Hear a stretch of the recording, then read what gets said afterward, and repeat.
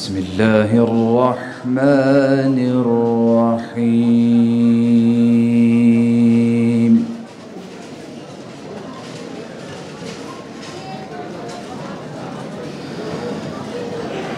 Ma kana Muhammadun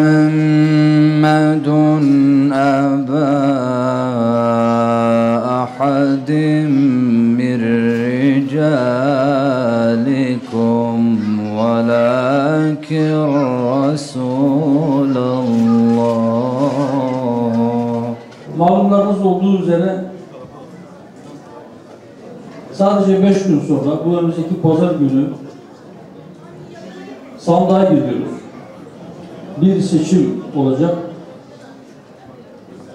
Bu seçim zahiren önümüzdeki 5 yıl memleketi idare edecek olan Cumhurbaşkanı'nı ve yine önümüzdeki 5 yıl boyunca mecliste her birisi hem kendi vilayetini hem kendi partisini temsil edecek milletvekillerini meclise gönderme seçimi.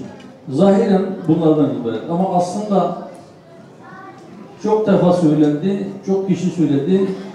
Bu seçim sadece herhangi bir seçim değil, sadece basit bir Cumhurbaşkanlığı seçimi ve sadece milletvekili seçimi değil. Bu seçim aynı zamanda belki önümüzdeki 100 yıl ile ilgili bir istikamet seçimi.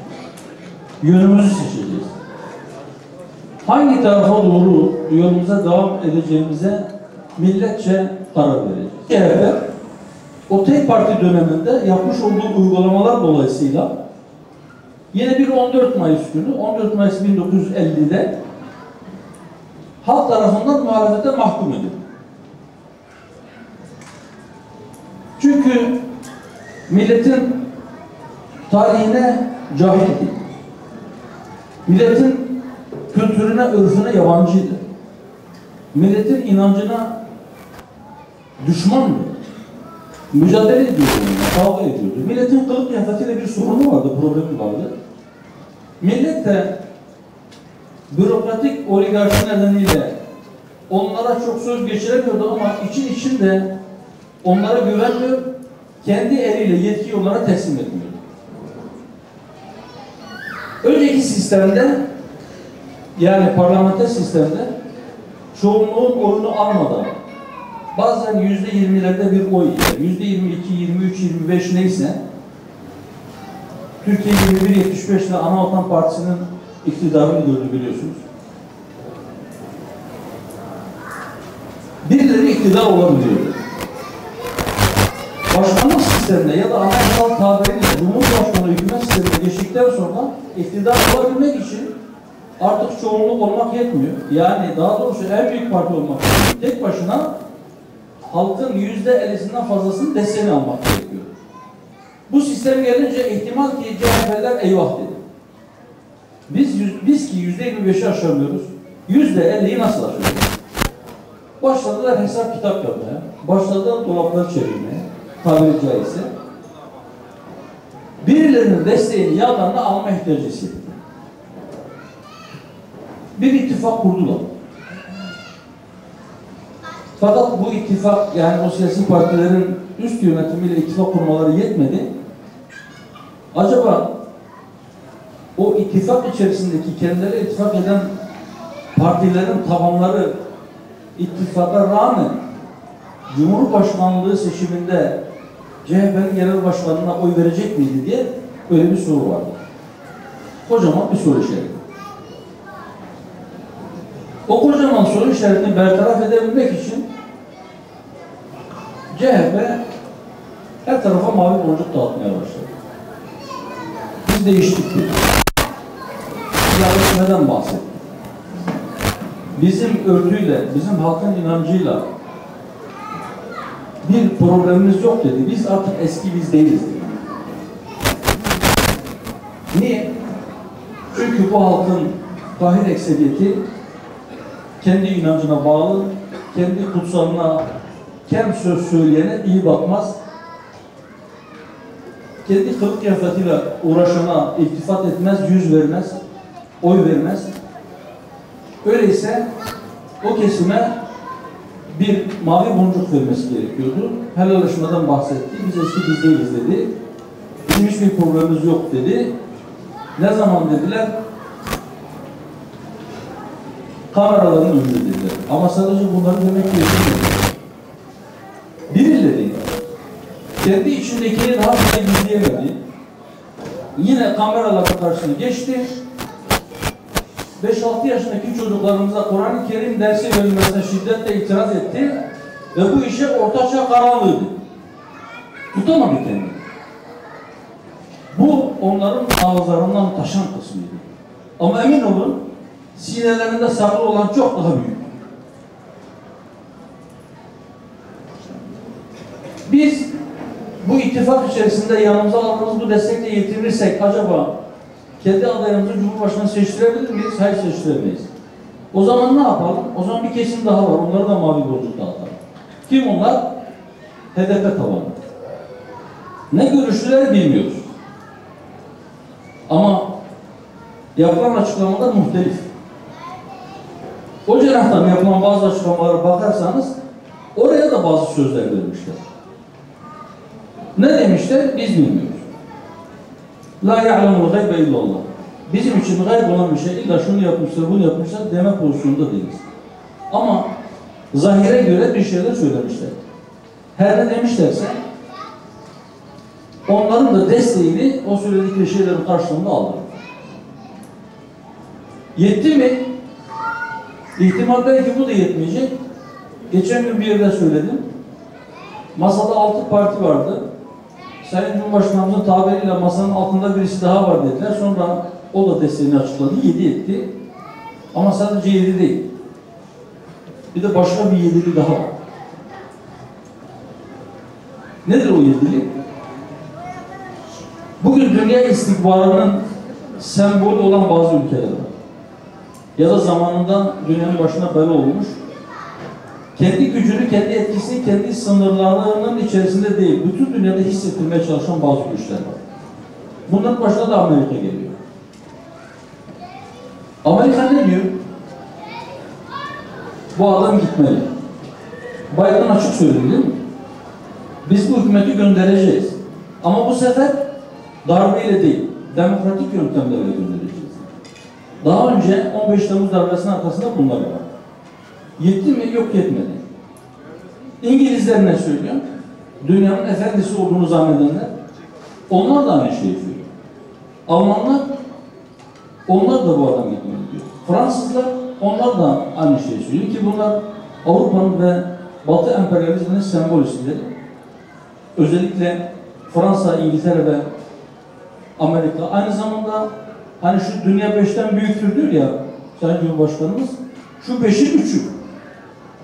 Amerika, İngiltere ve Fransa. Yani Birleşmiş Milletler Güvenlik Konseyi'nde daimi üye ve veto hakkına sahip üyeler. 4 tane saydık. Bir de komşular var. Yunanistan bazen gerginliği tırmandırıyor ve illa bu hükümet gitmeli diyor. Diyor mu? Diyor. Ermenistan o da diyor. Şimdi Ermenistan sivil uçaklarına da hava sahamızı kapattık biliyorsunuz. Bir de birisi daha diyor. Bizim devlet olarak tanımadığımız bir terör çetesi. Siyonist işgalciler. Onlar da diyor ki gitsin. Bunu 7 etti mi? Bir de dışarıda 7 var. Bunlar da illa gitmeli diyor. Yetmedi. Pensilvanya'dan bir ses yükseldi. Dediler ki bu hükümet gitmeli. Biz 15 Mayıs günü biletlerimizi keseceğiz. Yurda geri dönüyoruz. Şimdi kendilerini muhacir görüyorlar ya. 15 Mayıs günü geri döneceklermiş. İnşallah evet müddet orada kalır. Onların o maskelerin altında bu millete nasıl zulümler ettiğini herkes biliyor. Ama herkes bilmeden önce de biz onları tanıyoruz. Şu 15 Temmuz darbe girişiminden önce biz hükümeti uyarmıştık aslında. Onların ne tür dolaplar çevirdiklerinden haberdar olduğumuz kısımları biz ilgililere iletiyorduk. Ama inandıramıyorduk. O da yetmedi. Kandil'den de her gün bir ses geliyor. Değil mi? Ne diyorlar? Tırnak içinde AKP, MHP faşizmini yıkacağız diyor. Onu yıkmak için ne gerekiyorsa yapacağız. Şimdi benim kardeşlerim, Allah için başka bir şey gerek var mı? Lafı çok uzatmaya gerek var mı?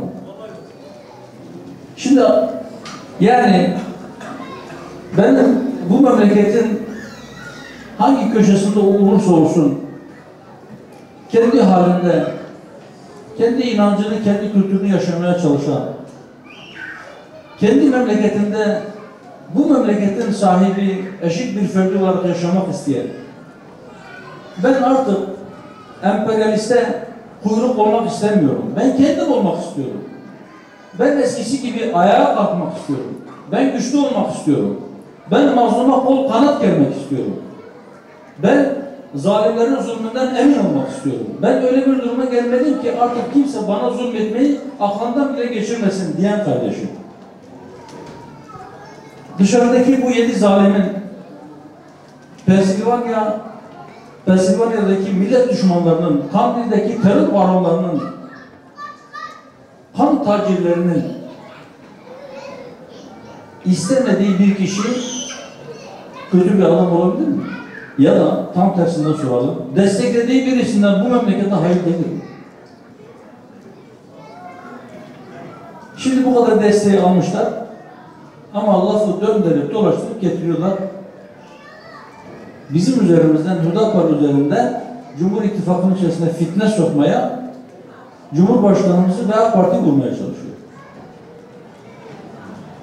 Türlü tezviratlar. Biz de onlara söyledik, bir daha söylüyoruz. Nefesinizi boşuna tüketmeyin. Allah'ın izniyle bu milletin evlatlarını birbirine düşürmenize izin vermeyeceğiz.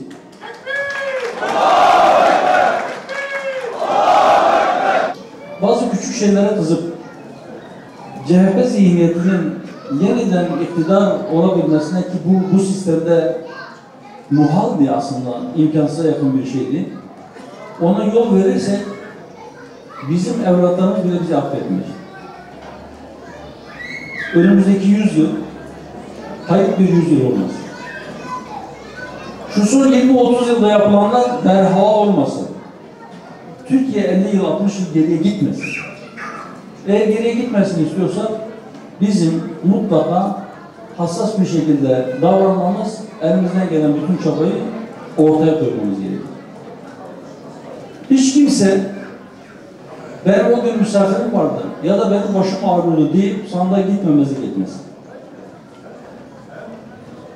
Sandığa gitmeyen birisi varsa böyle eften püften sebeplerle onun sandığa gitmesi konusunda ona yardımcı olsun. Akrabası mıdır, komşusu mudur? Mutlaka gerekirse onun yol masrafını karşılasın. Onu sandığa götür. Kendi imkanı yoksa iletsin bizlere. İnşallah biz o imkanları oluşturalım. Hiç kimsenin oyu heva olmasın.